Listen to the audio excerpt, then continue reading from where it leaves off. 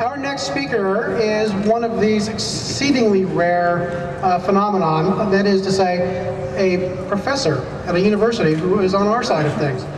Professor Lydia Ortega, who is now serving in her third term as the chairwoman of the Department of Economics at San Jose State University, so she's local, where she's been teaching since 1989, is going to talk to us today about economics and free market stuff.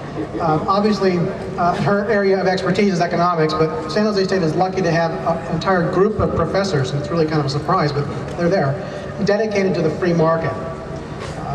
Dr. Ortega has been publishing, and her research interests include industrial organization and political economy and economics of education, particularly critical thinking and problem solving in economics. This stuff sounds very dry, but there's some very important things that are based on this, and this is key really to how we need to see economics as well. So we're very pleased to have Professor Ortega here with us today.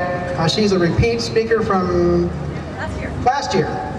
And so she has been active in providing economic information to the public through appearances like this, to public affairs panels. She's on local radio and news reports. She's a founding member of several local community-based organizations, including the Hispanic Foundation of Silicon Valley and the Mount Hamilton Society, which is a local group of business people who gather to discuss economics. And so, Professor Ortega, if you would.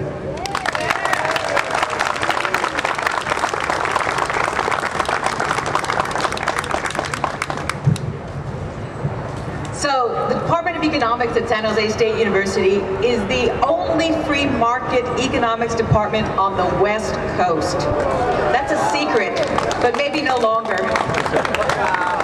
I'm so happy to be here. Last year, I talked about the rule of law, and today I'm going to give you another economics lesson in 15 minutes or less, and it's about a topic that's equally near and dear to my heart.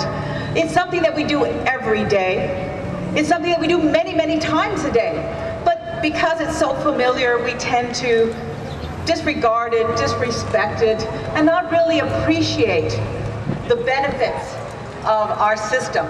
So I'm going to talk about exchange. You do it all the time, folks.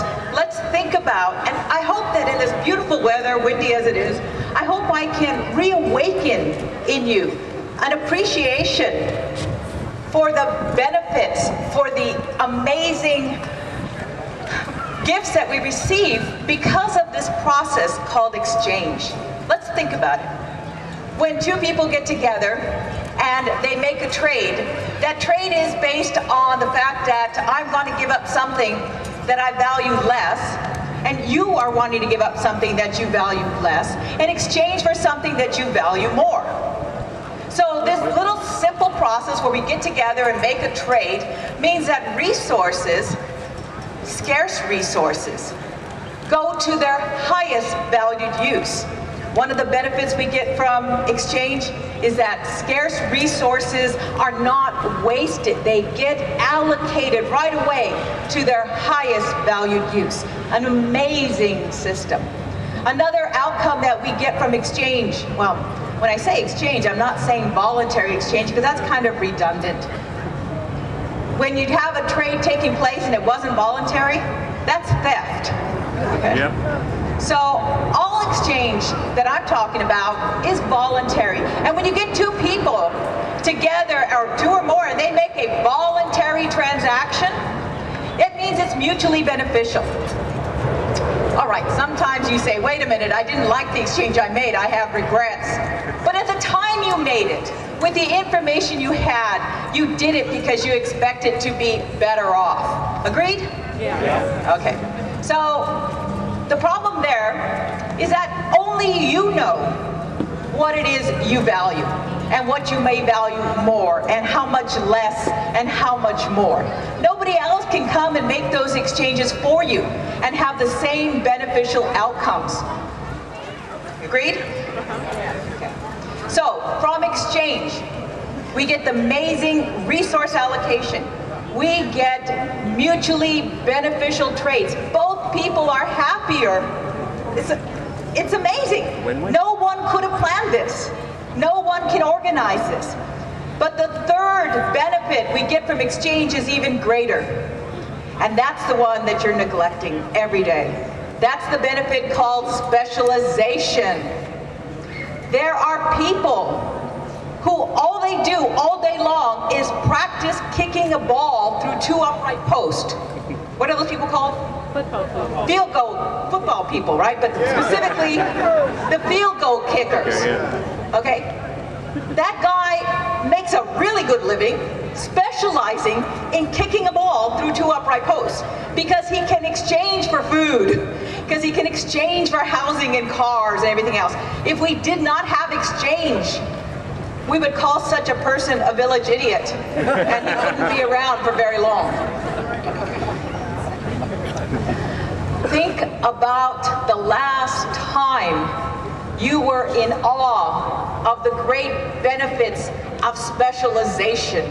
When was the last time you gave thanks because you didn't have to go hunt your food and kill it and do all those other things to it? I don't count hunting for a parking space at Safeway, okay? We're not talking about finding the best cut of beef already pre-marinated, okay? But you get that because we have specialization. You guys are forgetting every day how much better our lives are because exchange leads to specialization. You can get your car's oil changed at Jiffy Lube, just the oil change. And you know what? We don't have to go to Jiffy Lube to get our teeth pulled. When we go to get a dentist to get our teeth pulled, they give us not a shot of whiskey, but Novocaine. Novocaine. Are you guys not appreciative of Novocaine? Can I get an amen for Novocaine? I love it. Alfred Einhard, the German chemist, invented Novocaine because of specialization, because he could exchange for the other things that he wants. It's wondrous indeed. Don't take it for granted. So, I'm an economist, I'm a professor, there's got to be an exam question. Here it is.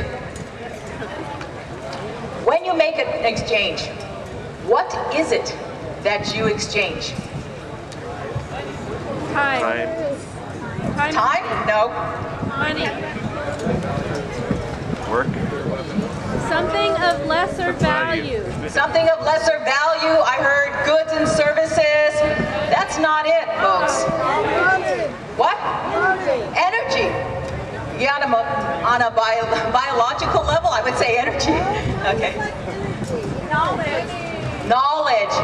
Fundamentally, you engage in exchange because you receive, you trade for a set of property rights. Yes. Think of every transaction that you've made. The more well-defined your right to determine how to use it, who uses it, to sell it or destroy it, the more enforceable those rights, the greater the value of the transaction. Suppose indeed that you had weak or incomplete property rights. How much would any transaction be worth? I just bought a cup of coffee. I gave them property rights over my dollar in exchange for the coffee because I got to determine who drank it, to destroy it, to throw it away if I wanted to or not. Think about the transactions you made. You are always exchanging for property rights. What about labor? When you go to work, are you doing a transaction in property rights? Running your service. Yes? No? It's a test question here. Yeah, but it's not a complete transaction in property rights. You don't give them the right to sell you or destroy you, although some work is like that, okay? Service. You give them a set of rights that are constrained by the hours and by agreed upon task. Every transaction is an exchange of property rights. And if you think about this fundamental element of property rights, you'll have a greater appreciation for what happens when rules and laws weaken either the enforcement or the definition of what you can exchange in property rights. Think about what Richard Epstein says, that your rights are not absolute chunky pieces. They're like this bundle of straws, a collection. And when you lose them, you don't lose them all at once. You lose them one straw at a time because you're not watching, because you're not paying attention. When people tell you you don't have the right to put your fireplace on during certain days. When people tell you you don't have the right to pick the kind of health care that you want. When people tell you that you don't have the right to use a plastic bag that you want. One right at a time. Until the whole bundle falls apart.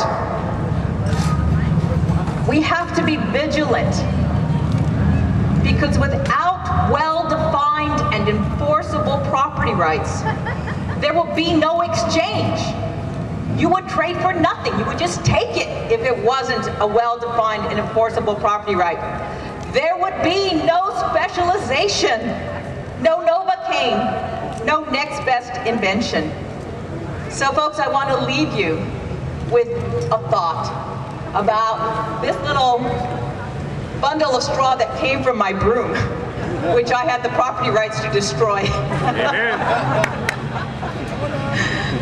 I want you to remember, every single time that a legislator proposes a regulation, is it enhancing your property rights or is it diminishing your choice set?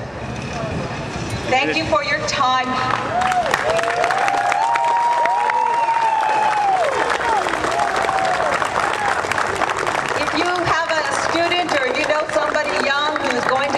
And you want to give them some advice or let them understand about the Department of Economics at San Jose State, send me an email and I will send you a color PDF about why going and majoring in economics at San Jose State grade is just fantastic. My email is my name, lydia.ortega@sjsu.edu. Thanks, everybody.